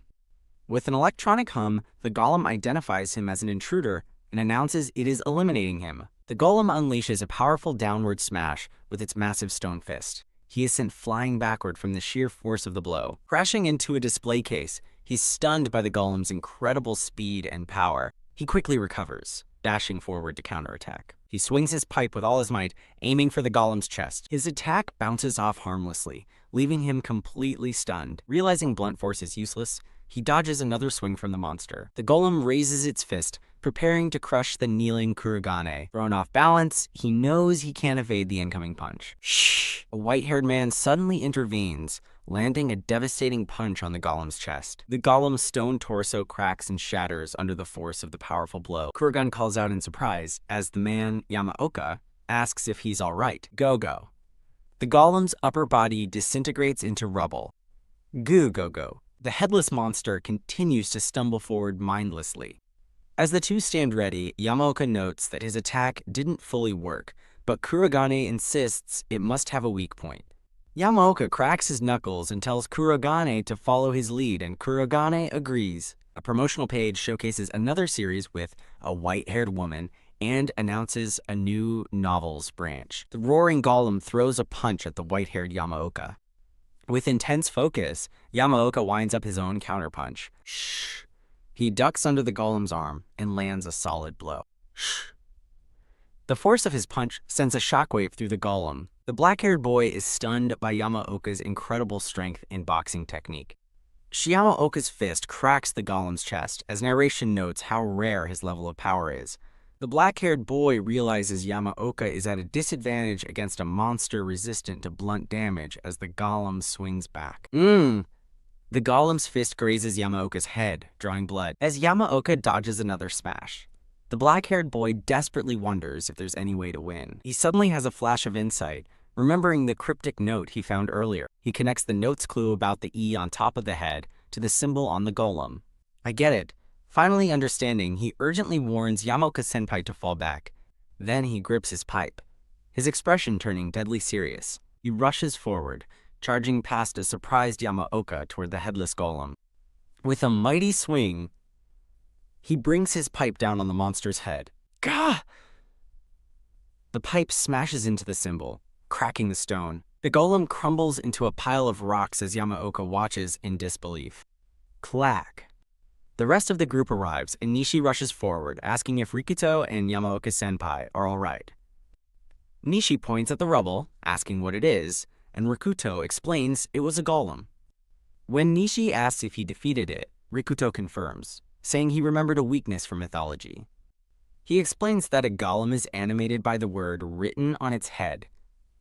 By removing the E from the word, he changed its meaning to death, and it worked. Nishi finds the whole situation increasingly fantastical, while a blonde boy listens in confusion. Yamaoka gives Kurogane a respectful nod, complimenting his nice work. He continues, expressing his awe at Kurogane's kinetic vision and striking the moving target so precisely. Yamaoka tells Kurogane he's someone he can trust his back to, and Kurogane accepts the praise. Nearby, a blonde boy cheers for Kurogane-senpai, wishing Yamaoka would rely on him too. Nishi addresses the group, announcing that since Rikuto defeated the FOE, it's time to get back to work. Seeing Rikuto looking thoughtful, Nishi asks what's on his mind, and Rikuto starts to mention the golem. A deep, reverberating boom echoes through the building. Clack! Nishi and a blonde girl hear the sound from upstairs, and Nishi gets a bad feeling as it grows louder. A massive, dark sphere suddenly crashes down from the ceiling toward the group. Nishi and the blonde girl cry out in shock, questioning how a boulder could be inside a store. A boy grabs Tachibana, pulling her out of the way just in time. Eep. URK. The sphere smashes into the floor where they were just standing. As the dust settles, a single, glowing purple eye opens on the strange object. The object morphs and grows into a monstrous form, horrifying the students. A colossal new golem towers over them. A girl notes its immense size as Rakuto realizes this is the true FOE, and Nishi grimly jokes that this is bad news. System messages flash from the monster, identifying them as intruders to be eliminated. The massive, crystal-shouldered golem looms over the small group of students. Eek! Whoa! It brings its fist crashing down, and they desperately scatter to avoid being crushed. The students stumble back, recovering from the powerful impact. Rakuto realizes with dread that at this height he has no way of reaching the letters on its head. Nishi calls out, telling him to leave it to him and confirming the E on its head as Rakuto calls his name. Nishi leaps and fires a single, precise arrow at the giant's head. The arrow strikes true, hitting the symbol squarely. Damn, Nishi realizes the hide is too dense, as the arrow failed to even leave a scratch, much to the blonde girl's dismay. The monster roars as its eye and chest begin to glow ominously with charging purple energy. The blonde girl notices it's charging an attack, and Nishi shouts for everyone to get away. A dark-haired student in a uniform screams for everyone to run. Nishi protects a blonde girl, Kuju, from a shadowy monster, yelling for it to stop. Students, including Yamaoka and Tauta, flee in terror from the school building. Sakura Tachibana looks on in shock, crying out Rikuto's name. A brilliant purple energy beam blasts through the shadowy monster's chest. A promotional page for a story called Black Serpent shows two warriors, one with light hair and one with dark hair. Another promotional page shows various scenes of warriors in battle. Following a translator's note, a hulking, one-eyed shadow monster growls as it stands amidst flames. A massive cloud of dust and steam erupts from the floor near an escalator. The monster's fiery feet stand beside a gaping, shattered hole in the floor. Panting, Rakuto supports an unconscious Nishi while Saitsu cowers nearby, all watching the monster. Sakura asks about Nishi, and Rakuto confirms the last hit knocked him out cold. Sakura worries about the others, but Rakuto states they can only do what's possible now. Rakuto suggests they head for the underground parking to regroup, but Saito calls him stupid for the idea. Saito yells that they can't get past the monster with Nishi weighing them down, as Sakura calls his name in protest. To Sakura's surprise, Rakuto agrees with Saito's assessment. Rakuto clarifies that despite the risk, he would never abandon Nishi, not even if it kills him. Sakura looks at Rakuto with admiration, while Saito scoffs in the background.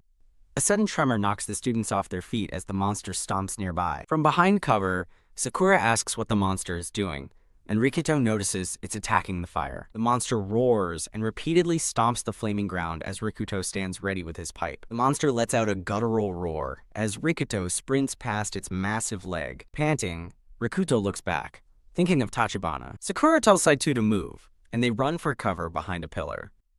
As he runs, Rakuto realizes the monster was persistently attacking the fire. He recalls a previous golem announcing it had detected a heat source. A diagram illustrates his plan for the others to reach the stairs and use a flare as a diversion. He thinks the flare will distract the golem, allowing him to escape safely. However, he realizes if the monster's aggression turns to them, it's all over. He reaffirms that this risky plan is the only way for everyone to survive. Having reached the exit, Sakura calls out to Rakuto in concern. Facing the monster, Rakuto resolves to get across safely and yells for Tachibana to act now. Acknowledging his order, Sakura prepares to throw the flare. Suddenly, Saito grabs her arm, stopping her and causing her to drop the flare down the stairs. The flare tumbles away down the long flight of stairs. Rakuto looks back in disbelief at the failed plan. Sakura confronts Saito, who insists he had to stop her, fearing the flare would draw the monster's rage to them. Sakura argues back, but gasps in horror, crying Rakuto's name as she sees the golem bearing down on him. GH. The monster's massive fist smashes the ground, sending Rikuto flying. Rikuto slams hard against a brick wall. As the golem advances, Rikuto struggles to his feet and warns Tachibana to stay back. Exhausted and bruised, he tells her not to worry about him and to just take care of Nishi. Rikuto yells at Saito, telling him he'd better protect Tachibana if he plans to run. Saito smirks, telling Kotone that Rikuto agrees it's too late for him and tries to pull the long-haired girl away. Gak! In response, the long-haired girl slaps Saito across the face. Stunned, Saito falls, questioning why Kotone hit him as she runs toward the danger. Someone screams for Rikuto. The long-haired girl pants as she runs towards the powerful, roaring golem. Leaning against a wall in defeat, Rikuto thinks that this is all his efforts have amounted to. A vision appears of a smiling, white-haired boy relaxing in a swirling, dark void. Rikuto reflects that a jerk named Serato might have been right, as a shadowy figure is consumed by a violent purple explosion. Wah! The long-haired girl suddenly tackles Rikuto out of harm's way. A shocked Rikuto realizes Tachibana has just saved him, hugging him tightly. A powerful shockwave from the impact sends Rikuto sliding across the floor. He scolds the now blindfolded Tachibana for being reckless as she pants, asking why. Grabbing his collar, she angrily asks how he could give up so easily. She leans her head against his chest, her shoulders trembling with emotion. Tachibana passionately declares that the Rikuto she knows is not a quitter, leaving him stunned. Her words trigger a realization in a flustered Rikuto. He remembers his past, where he always fought alongside a white-haired boy. His resolve renewed, Rikuto stands with Tachibana, remembering he always fought until the end. Standing together, they boldly declare that they will fight on because they are still alive. Go! An arrow suddenly strikes the golem squarely in the head, surprising it. Go! The golem turns to see the rest of their group has arrived at the top of the stairs. A brown-haired boy with a bow waves and cheerfully apologizes for taking a nap. Rikuto and Tachibana cry out in relief, overjoyed to see that Nishi and the others are safe. The blonde boy reassures them that they are fine despite the fall, while the white-haired man apologizes for the delay. The group prepares for a united counterattack, as Rikuto agrees to the plan. A promotional announcement briefly interrupts the story. Rikuto warns Tachibana to get clear as the golem renews its attack. He swiftly dodges the monster's crushing blow. The white-haired man and Nishi the archer face the golem, agreeing that retreat is impossible. Eek! A sudden banging from a nearby door startles the group as the white-haired man realizes they've been followed. A horde of small golems begins crawling up the stairs towards them. Eek! The students panic, realizing they're trapped in a desperate situation. Nishi asks Rikuto for a plan, fearing that they are now doomed. Rikuto devises a plan, shouting for Nishi to keep shooting a specific spot while he draws the golem's attention. Nishi argues that he won't last long, but Rikuto insists they have to do it. With grim determination, Rikuto grits his teeth, yelling that they must fight because they are still alive. The other students are stunned into silence by his powerful declaration. A blonde girl with pigtails is visibly moved by his words. She calls out to Kurogane and Nishi, rallying the group to move. The blonde girl, Kuju, tells Tachibana she thinks she can do something if they can buy her time. Kuju nervously explains to Kurogane that she has a plan he might not believe. Without hesitation, Kurogane says he believes her and asks if buying time is all she needs. Kuju is flustered and touched by his immediate and unconditional trust. He reassures the stunned Kujo, telling her he believes in her because she isn't the type to bluff. Nishi shouts that he and Kurogane will use diversionary tactics before they all get flattened. Though a blonde boy questions if she can do it, Kujo feels she must succeed because Kurogane believed in her. Full of new confidence, Kujo stands with her friends and declares that she must see it through. The muscular Yamaoka tells a boy named Issei to support the girls as he prepares to charge. Kurogane, Yamaoka, and Nishi launch a simultaneous attack on the roaring golem. In a quiet corner, Kuju begins mixing chemicals as Tachibana looks on. Tachibana expresses concern, noticing that Kuju is panting and shaking as she works.